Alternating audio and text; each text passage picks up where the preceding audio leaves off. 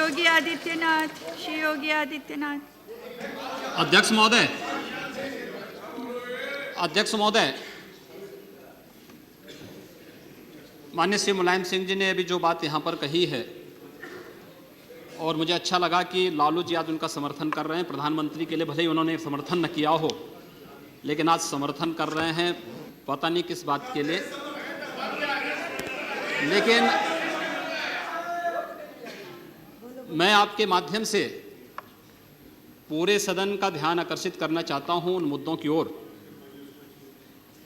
जो आज भी सदन की मर्यादा के विरुद्ध यहाँ पर बातें हो रही हैं और किस प्रकार से गुमराह किया जा रहा पूरे देश को। अयोध्या में 3 प्रकार की परिक्रमाएं होती हैं, पंचकोसी, 14 कोसी और 84 कोसी। और महोदय, उसी परंपरा के अनुसार 84 कोसी परिक्रमा देश के संतों ने प्रयागराज महाकुंभ के अवसर पर 10,000 संतों ने वहां पर तय किया था और उसी के अनुसार परिक्रमा का यात्रा का कार्यक्रम तय हुआ था।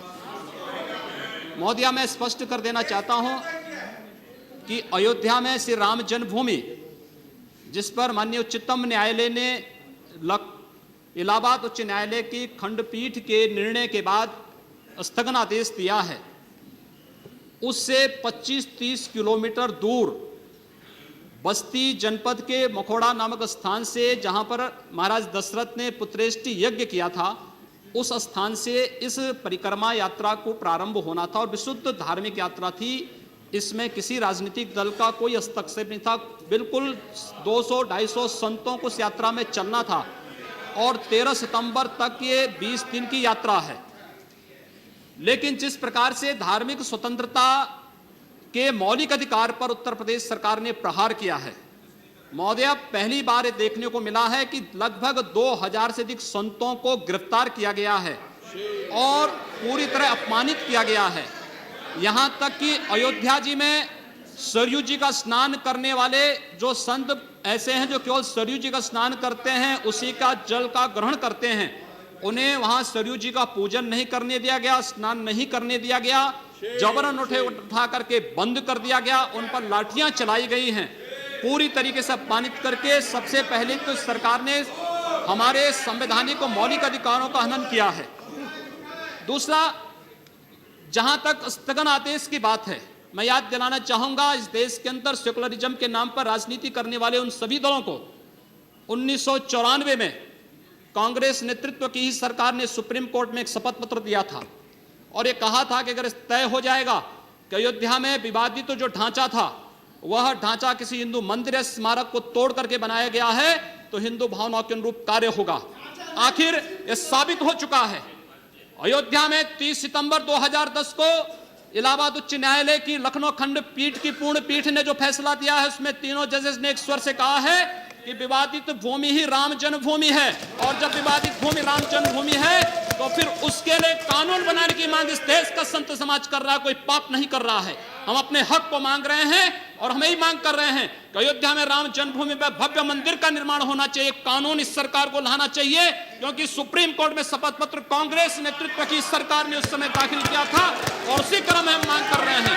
और संतों को उनके हकों से वंचित किया जा रहा है, उनके धार्मिक यात्रा को प्रतिबंधित किया जा रहा है, उन्हें अपमानित किया जा रहा है। और किस समाजवाद की बात मुलायम सिंह जी कर रहे हैं, किस संविधान की बात कर रहे हैं? ये समाजवाद है। स्वयं राष्ट्रीय अध्यक्ष हैं, इनके 2 भाई महासचिव हैं, इनका पुत्र प्रदेश अध्यक्ष है।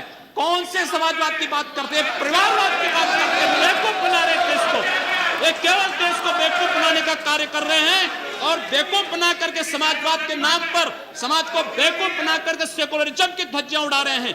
30 दंगे उत्तर प्रदेश के अंदर हो चुके हैं महोदय, एक वर्ष में 30 बड़े-बड़े दंगे। हर दंगे में हिंदू प्रताड़ित हुआ है, हिंदू जेल में बंद हुआ है और यह सरकार परंपरा की बात करती है। किस परंपरा की बात इस सरकार कर रही है? कि आतंकवादियों के खिलाफ दायर मुकदमों को वापस लेना कौन सी परंपरा का हिस्सा है? यह सरकार उत्तर प्रदेश के अंदर जिस प्रकार से सरकारी जमीनों को कब्रिस्तान के नाम पर आवंटित कर रहा है, कौन सी परंपरा का हिस्सा है? जिस प्रकार से वहां के वहां के गरीबों, वहां के पिछड़ी जाति, वहां के अनुसूचित जाति के हकों पर डकैती डला करके यह सरकार जिस प्रकार से जंगल राज कायम की उत्तर प्रदेश के अंदर, आखिर वो किस परंपरा का हिस्सा है? और इसीलिए मैं आज के इस माध्यम से आपसे अनुरोध करना चाहूंगा, उत्तर प्रदेश सरकार ने उत्तर प्रदेश के अंदर हमारी धार्मिक भावनाओं का अपमान किया है, संतों को अपमानित किया है। इस सरकार को रहने का अधिकार नहीं होना चाहिए, इसे तत्काल बर्खास्त किया जाना चाहिए। आपसे मैं ये अनुरोध करूंगा कि भारत सरकार से मैं ये मांग करूंगा, ये सरकार लड़ाने का कार्य कर रही है, यह केवल मुस्लिम जिहादी आतंकवाद को प्रश्रय दे करके हिंदुओं को अपमानित करके संतों का अपमान करना चाहती है। और इसीलिए 84 कोसी परिक्रमा को इसने रोका है।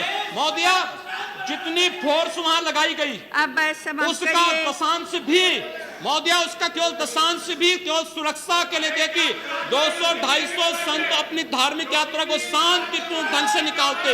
इस सरकार ने यात्रा पर रोक लगा करके उत्तर प्रदेश के अंदर 10 करोड़ लोगों को पीड़ित किया है, अपमानित किया है, उनको परेशान किया है। और यही नहीं, यह सरकार लगातार हिंदुओं को अपमानित करने का कार्य कर रही है। और इसीलिए मैं आपके माध्यम से अनुरोध करूंगा, इस सरकार को रहने का कोई अधिकार नहीं, इसे बर्खास्त किया जाना चाहिए।